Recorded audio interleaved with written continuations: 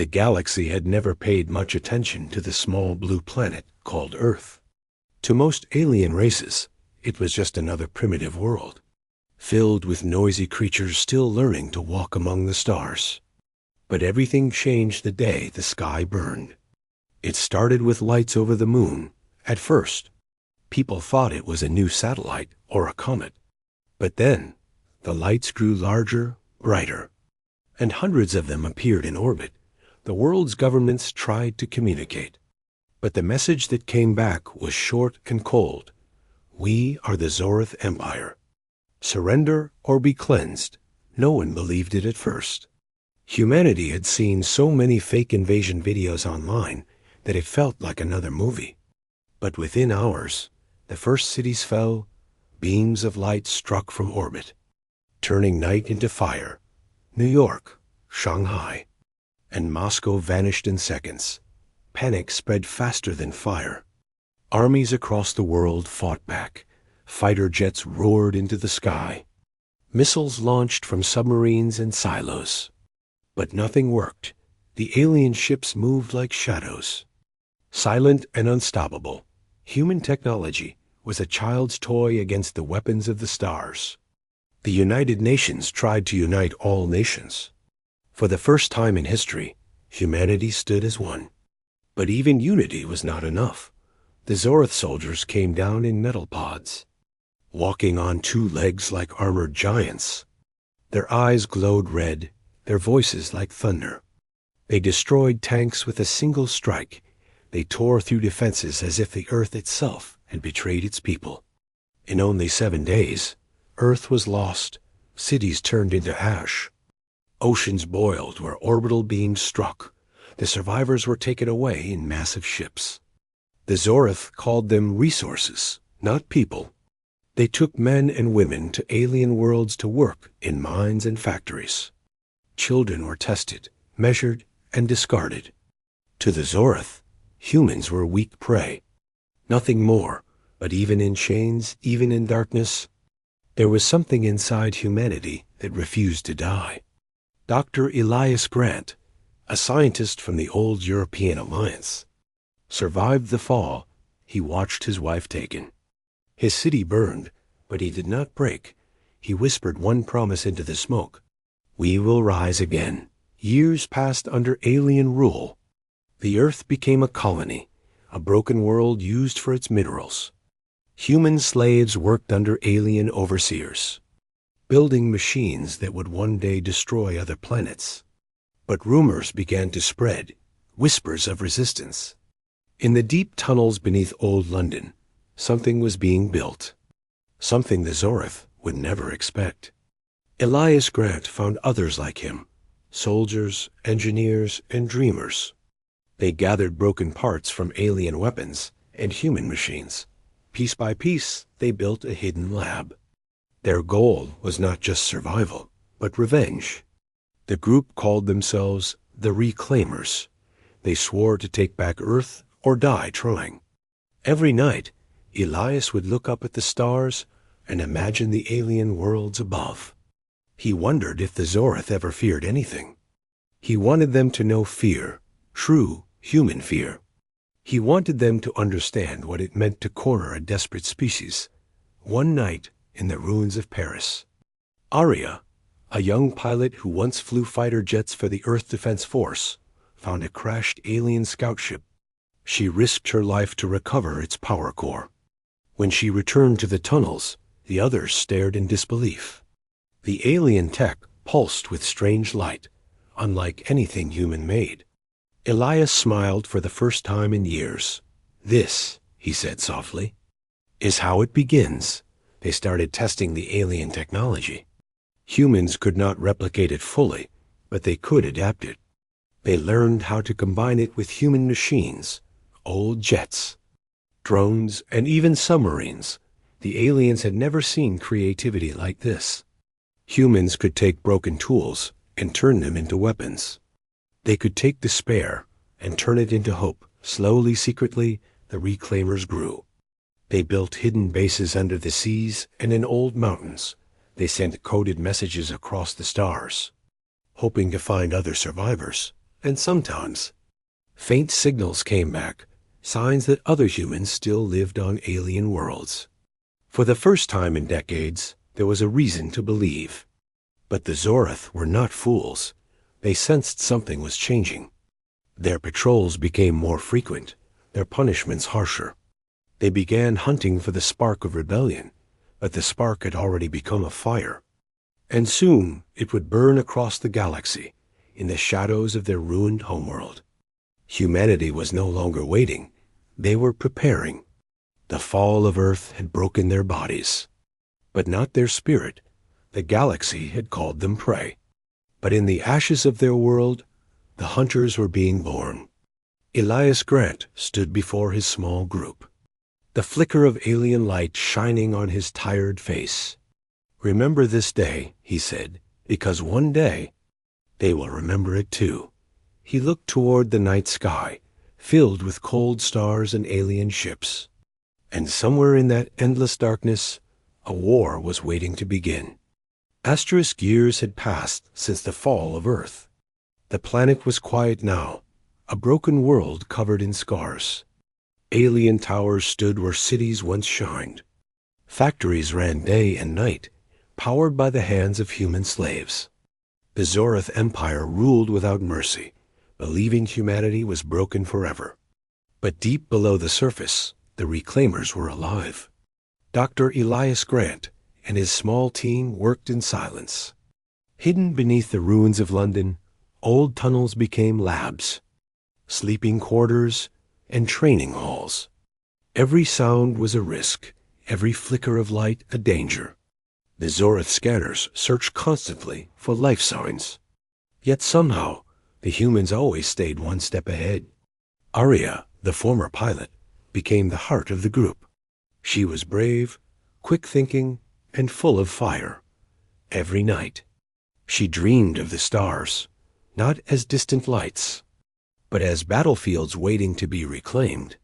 She remembered her fallen comrades and the skies filled with alien ships. Her anger had turned into purpose. She wanted humanity to fly again. Elias watched her with quiet pride. She reminded him of what humanity truly was, not weak, not hopeless, but stubborn, creative, and dangerous when cornered. He knew that if the Zorith ever understood that, they would fear humans again. One night, while studying a captured alien data crystal, Elias made a discovery. He found patterns, coordinates spread across the galaxy. The Zorith used these points as communication hubs, connecting their fleets and colonies. If those hubs were destroyed, their empire would fall into chaos. It was the kind of opportunity humanity had been waiting for. But first, they needed ships. Aria volunteered to lead the first raid. They targeted an abandoned human shipyard near the North Sea. The place was under alien control, guarded by drones and patrols. But the reclaimers had a plan. They moved through the fog like ghosts, using stolen alien cloaking tech. Their weapons were a mix of old rifles and alien plasma tools. Crude but deadly. When they reached the shipyard, Aria's heart raced. There, under alien lights, lay the remains of Earth's last space fleet, rusting metal. Cracked hulls, the forgotten pride of humanity. She whispered, "We built these once. We can do it again." The reclaimers planted explosive charges on the guard towers. Then, on Elias's signal, they struck. The night exploded in light and thunder. Human fighters rushed in, their stolen alien weapons glowing blue. The Zorith drones fell quickly, their programming unable to adapt to human chaos. Within minutes, the shipyard was theirs. For the first time in years, a human ship lifted off the ground. It was old, damaged, and unstable, but it flew. And when it rose into the sky, every reclaimer cheered. News of the raid spread like wildfire through the underground networks. Across colonies and labor camps, hidden humans whispered the same words. Earth fights back, for the first time in decades. Hope returned. The Zorith were furious. They sent patrol fleets to hunt for the rebels. Entire cities were burned to set examples. But it was too late. A spark had already been lit, and it was spreading faster than they could control. On one distant colony world, another human group made contact. They called themselves the Horizon, and they too had stolen alien tech. Using encoded radio bursts, the Reclaimers and Horizon began to communicate. It was the beginning of a network, the human resistance. Together, they planned the impossible. Elias knew this was just the start. The Zoreth were powerful, but they had one weakness. They believed logic could defeat chaos. They believed emotion was weakness. But humans were masters of chaos. They could think, adapt, and fight in ways no machine or alien mind could predict.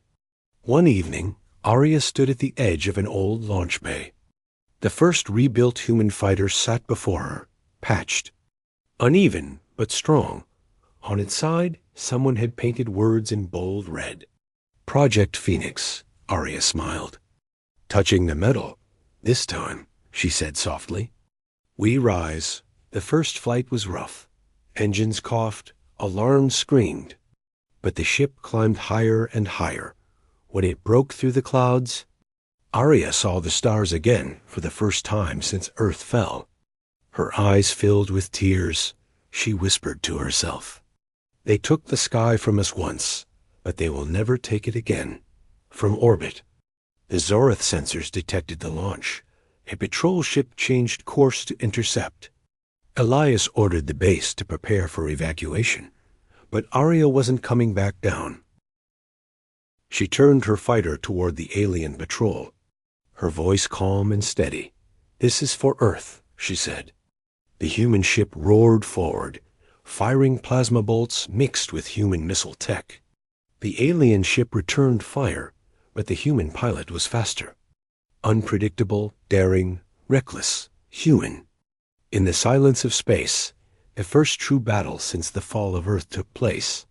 When it ended, only one ship remained. And it wasn't Zoreth. The galaxy didn't know it yet. But the age of fear was ending. The Reclaimers had proven it could be done. One human ship, one human victory, against an empire, back on Earth. Elias listened to the fading radio signal. He closed his eyes and smiled.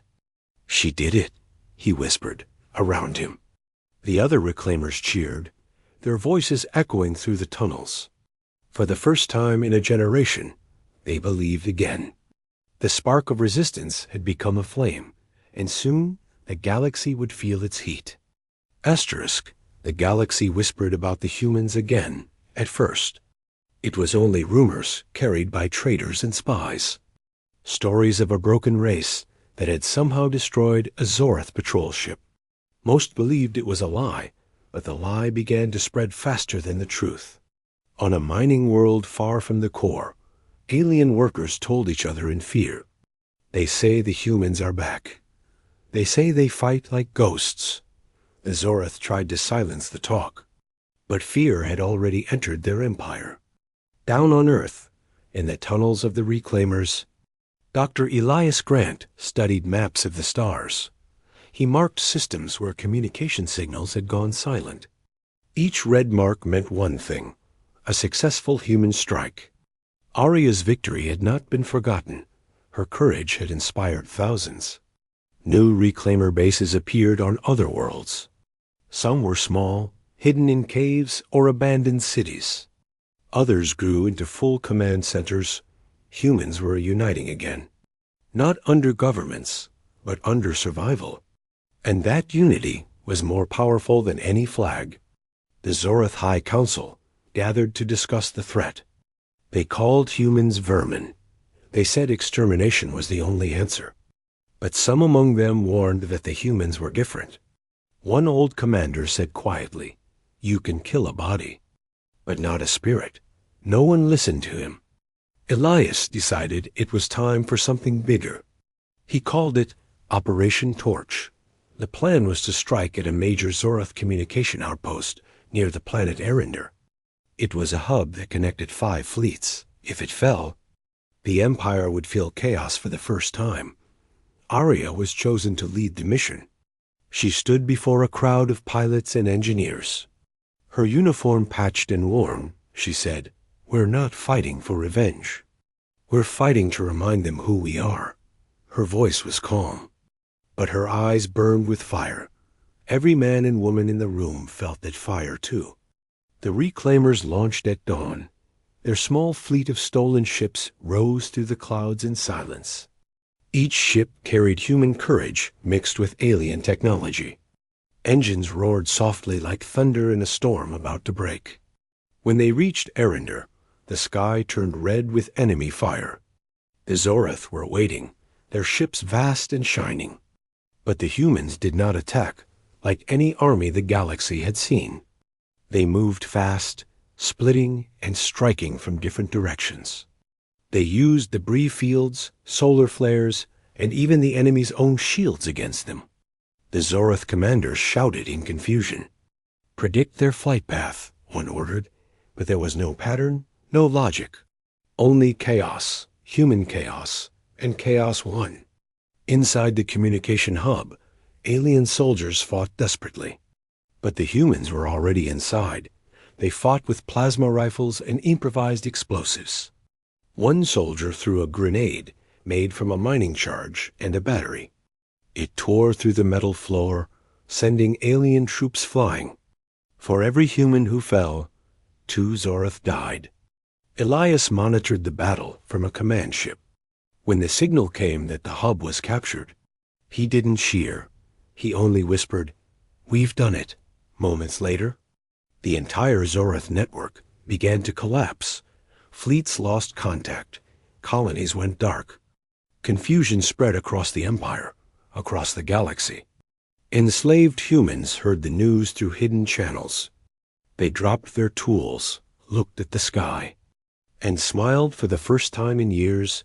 "The reclaimers did it," they said. That single victory changed everything. Now other species began to notice. The Threxians, the Morin, even the cold mechanical Vark units. All races once ruled by the Zorath watched closely. They had suffered under the same empire, and if the weak humans could rise, maybe they could too. The Zorath Council panicked. They ordered entire fleets to hunt down humanity. But their communication lines were shattered. Their fleets divided. In their arrogance, they had forgotten how to fight without control. And control was exactly what the humans had stolen. Arya's ship barely survived the mission. Half her crew was lost, the rest wounded. But when she returned to the Reclaimer base, she was greeted as a hero. Children who had grown up in tunnels ran to touch her uniform. They didn't see a soldier. They saw hope. That night, Elias spoke to his people. "We are no longer prey," he said, his voice echoing through the caverns. "We are the fire in the dark." The voice that says no to the impossible. Cheers filled the tunnels. Loud and alive, the sound of a species remembering its strength. Far across space, a Zorath commander stood on his ship's bridge. He watched reports of destroyed fleets and missing colonies. He clenched his clawed hand and muttered, "How can this be?" They were slaves, and Aid replied softly, "Not anymore." "Sir?" The commander stared into the dark and whispered, "Then gods help us all." The galaxy had witnessed the unthinkable. A single fallen world had struck back against an empire. The balance of power was changing. And everyone, ally or enemy, knew it from that moment. The Reclaimers were no longer a rumor. They were a movement. They were a threat. And they were a promise that humanity had not only survived, but evolved. In the deep black between stars, human ships glowed like sparks of rebellion. Each one carried a message written not in words, but in fire. We are coming. And the galaxy was finally beginning to believe it. The fall of the Zorath communication hub was the moment everything changed. For the first time in galactic history, the hunters had tasted fear. Humanity had done the impossible. They had broken the silence of their masters. The story spread across stars faster than any ship could travel. And with every whisper, more worlds began to hope. In the deep tunnels beneath Earth, the reclaimers celebrated, but did not rest. Elias Grant stood before a glowing star map, his eyes calm but fierce. "Now they know we can fight," he said. "Next, they'll learn we can win." Around him, pilots, engineers, and soldiers prepared for the next step. Humanity was no longer hiding. It was building an army.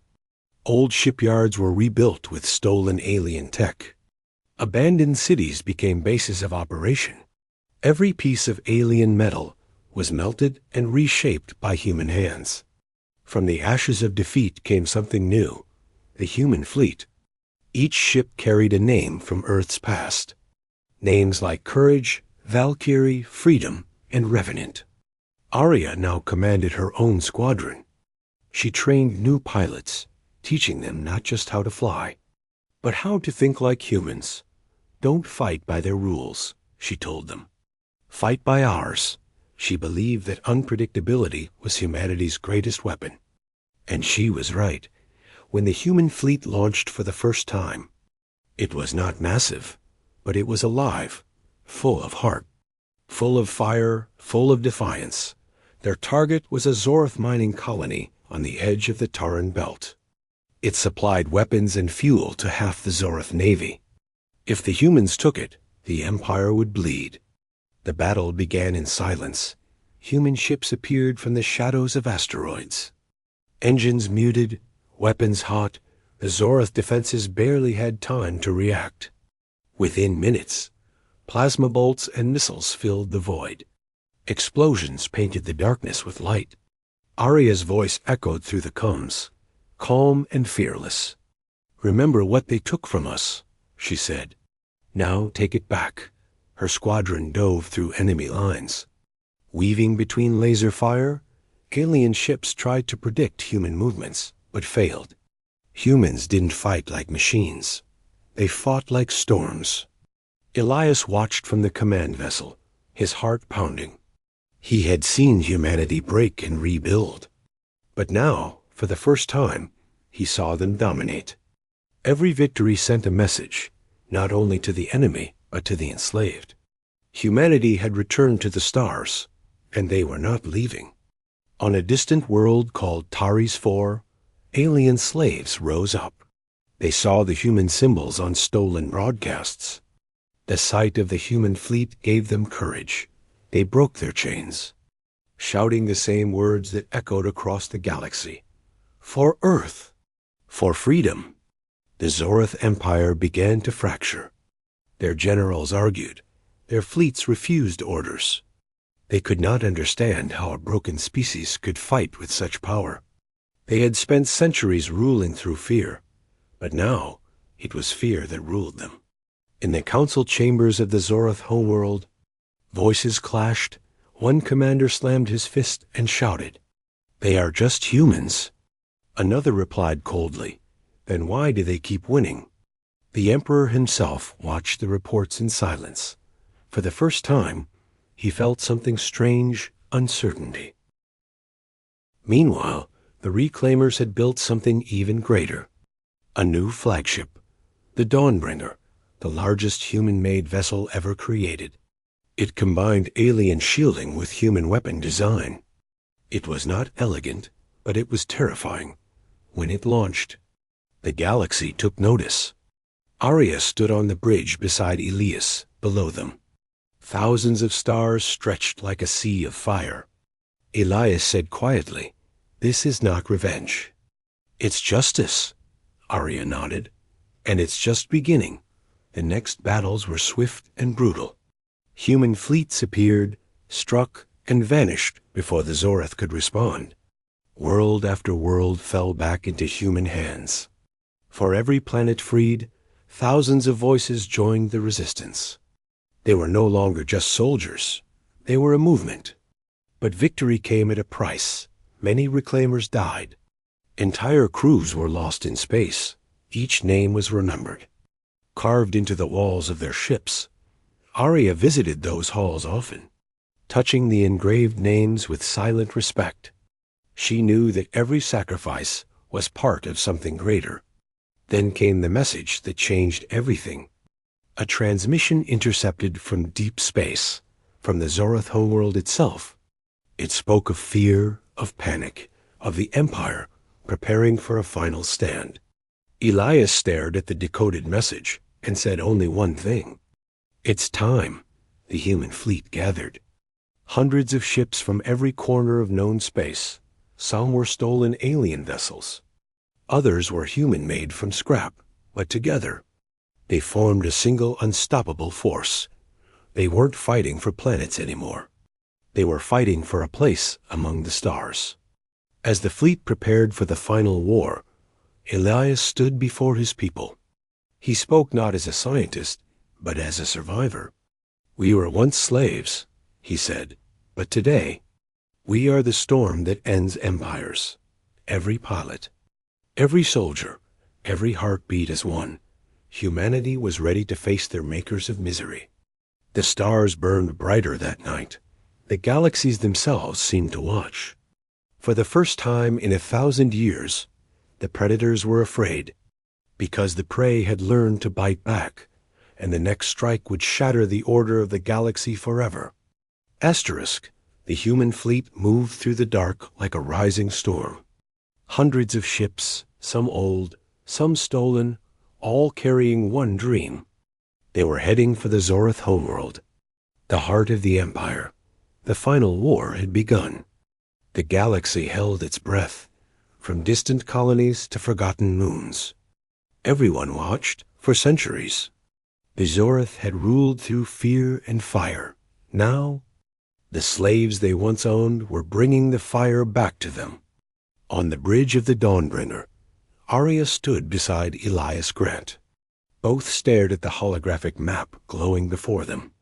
Zorath fleets were gathering in massive numbers.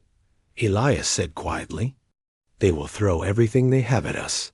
Arya smiled. "Good. Then we won't have to chase them." The fleet jumped into hyperspace.